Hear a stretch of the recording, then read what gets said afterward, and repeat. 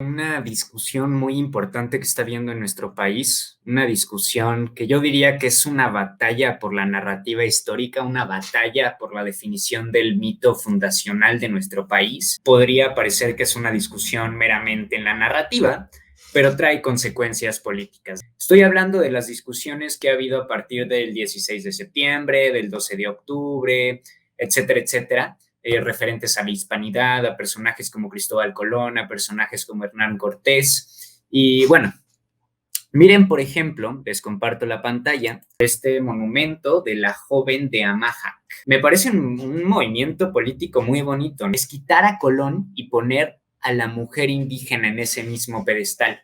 Una declaración bonita en la que se lleva a cabo a partir de la política el discurso público que hay sobre la historia.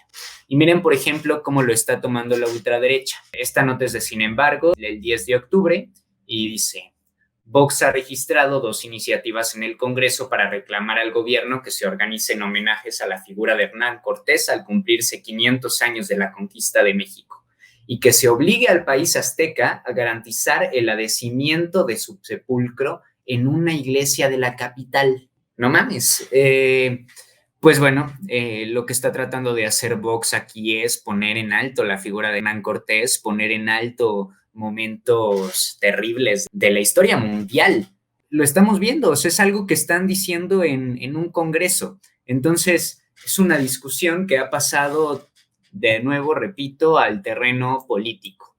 Pero yo quisiera que habláramos de historia. Este es un mapa del siglo XV, siglo XVI. Lo que está en verde es el Imperio Otomano y como podemos ver tiene prácticamente rodeado a Europa. En estos momentos, lo que antes era Constantinopla, que lo vemos aquí marcado como Istambul, es parte del Imperio Otomano. A mediados del siglo XV, el Imperio Otomano conquista Constantinopla y con ello termina con el Imperio Bizantino, con lo que quedaba del Imperio Romano, y el orden que había en Europa a la chingada. Entonces imagínense a los europeos en ese momento, porque Constantinopla no solo era pues, una gran ciudad y la capital del gran imperio y la chingada, era el punto exacto entre el que cruza, entre el que se junta el mar Mediterráneo y el mar Negro. Entonces era un lugar crucial para el comercio entre Asia y Europa. Entonces, cuando se quedan sin este paso, les dan en su madre y los empiezan a asfixiar económicamente. Además, Europa estaba en una crisis porque recientemente el feudalismo estaba valiendo madres, pues están acabando las tierras, estaban volviendo a poblar las ciudades, estaba creciendo una burguesía, Europa estaba en graves problemas y deciden lanzarse a buscar suerte al otro lado, a ver si podían llegar a Asia por el otro lado para no tener que pasar y pagarle al Imperio Otomano por comerciar con Asia. Es interesante porque, bueno, en este movimiento, como todos sabemos y como nos explicaron en la primaria, Cristóbal Colón llega a América pensando que es la India y ya después se dan cuenta de que es un nuevo continente. Fue un momento terrible porque de ahí sacaron muchísima riqueza. Vamos a ver más o menos cuánta. Estoy tomando de referencia Las venas abiertas de América Latina de Eduardo Galeano. Tiene un par de párrafos que les quería leer para que vieran un poquito del saqueo que hubo en América. La plata transportada a España en poco más de un siglo y medio excedía 3 veces el total de las reservas europeas, y estas cifras cortas no incluyen el contrabando. El valor de las exportaciones latinoamericanas de metales preciosos fue, durante prolongados periodos del siglo XVI, 4 veces mayor que el valor de las importaciones compuestas sobre todo por esclavos, sal, vino y aceite. Es decir, que saquearon el continente. Fue terrible, fue un completo saqueo, pero yo quisiera que hiciéramos un énfasis de en qué se gastaron la riqueza, para qué hicieron tal atrocidad, ¿no? ¿Valió la pena? ¿Para qué fue?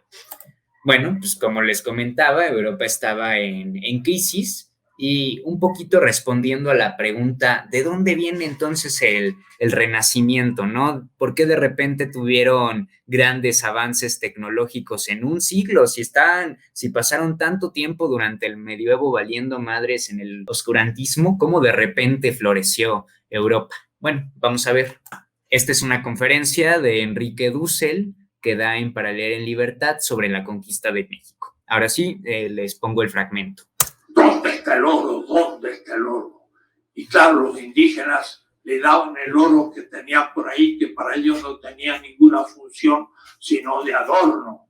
Pero para los europeos, que eran muy pobres, era el dinero con lo que podían comprar los objetos del mundo musulmán que ellos no sabían producir. Porque miren, en el siglo IV ya la China descubrió el papel.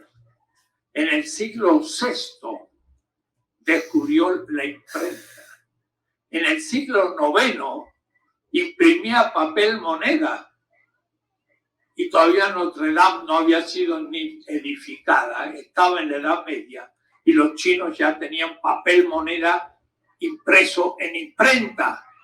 Los europeos van a inventar la imprenta en el siglo XV. Se entiende, ¿no? O sea, lo que hicieron los europeos para tener este gran llamado Renacimiento, que esta manera de clasificar la historia en la Edad Antigua y la Edad Media y el Renacimiento, es algo que viene del romanticismo y yo creo que es completamente anticuado y eurocentrista, pero bueno, de ahí viene su gran renacimiento, ¿no? De la riqueza de América, de la tecnología que habían desarrollado los orientales.